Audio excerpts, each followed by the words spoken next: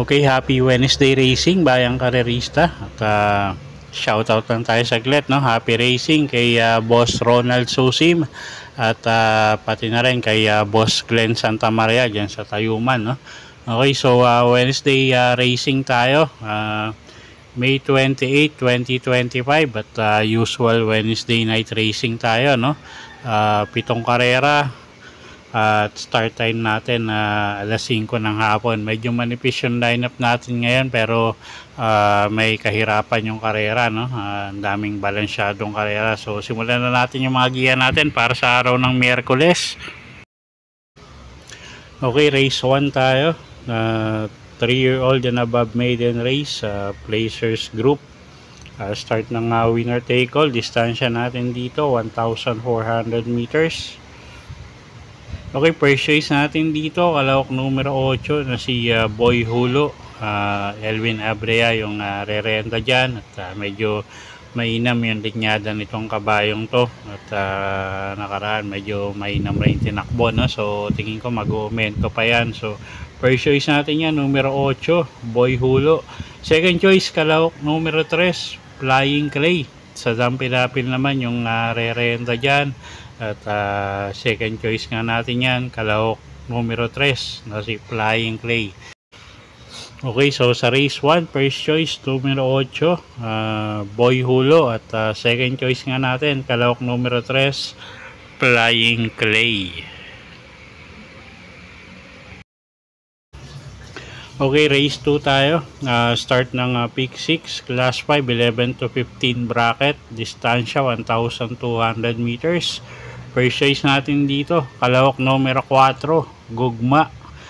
Seal at Bincula yung re-renta dyan. At medyo marami tayo nakikitang matulin dito na pwedeng maglutsahan, no? So ito pwedeng off the pace si Gugma. Second choice natin yung kalahok numero 8 na si Grand Majesty. A.R. Villegas naman yung re-renta dyan. Medyo maganda yung post position niya galing sa labas. At third choice natin yung kalahok numero 7 na si Freddy's Cutie. Medyo mainam din yung huling pinakita niyan. Okay, so dito sa race number 2, first choice nga numero 4, Gugma.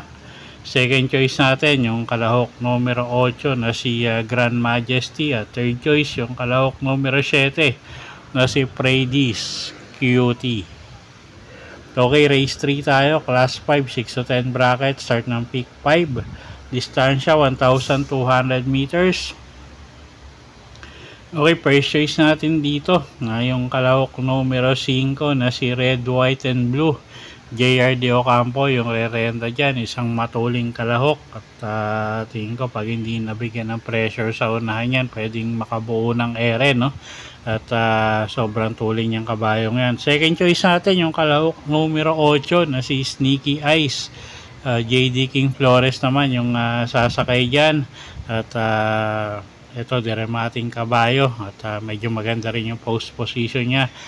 Third choice natin dito yung kalahok numero 6, Ligiron. A.R. Villegas naman yung sasakay dyan. Okay, so sa race 3, first choice nga numero 5, Red, White and Blue. Second choice natin, kalahok numero 8, Sneaky Eyes. At third choice, numero 6, Ligiron. Okay, race 4 tayo, class 5, class 5-5, Placers. Distansya 1,200 meters, start ng pick 4. Okay, pagandahan ng gising tong grupong to, no? At first choice nga natin dito, yung kalahok numero 4 na si Bright Mind. Alison Pabilik yung sasakay dyan. Isang matuling kabayo at baka makabuo ng area yan. So first choice natin yan, numero 4, Bright Mind.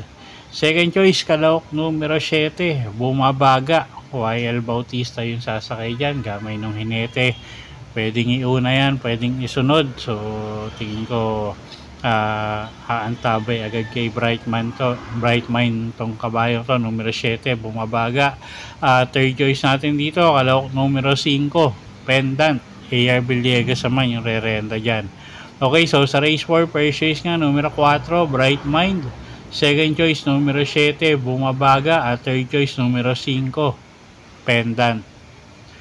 Okay, race number 5 tayo, class 5, 6 to 10 bracket, distansya 1,200 meters. Meron tayong 8 kalahok dito. First choice natin dito, kalahok numero 3, Glenda's Magic, GL Ciego Jr. yung re-renta dyan. At isang matuling kabayo, medyo maganda yung pinakita nakaraan nito. At siya nga yung first choice natin, no? Kalahok numero 3, Glenda's Magic.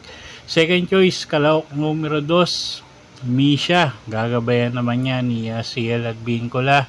At isang diremating kabayo. So, siya yung second choice natin dito sa race number 5. Okay, so sa race 5, first choice numero 3, Glenda's Magic. Second choice numero 2, Misha. Okay, race 6 tayo, penultimate race, class 4, 28 to 33 bracket.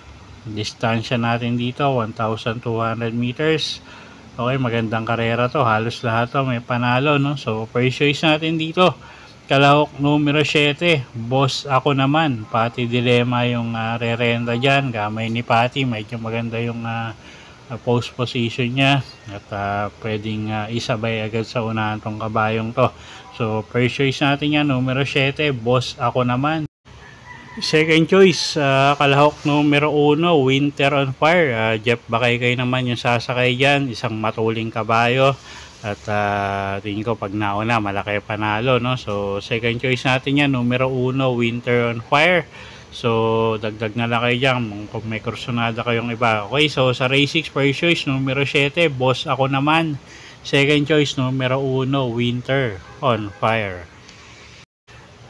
Okay, race 7 tayo. Last and final race for the day. Na class 5, 11 to 15 bracket. Distansya, 1,200 meters. First choice natin dito, kalahok numero 5, Queen Gabi.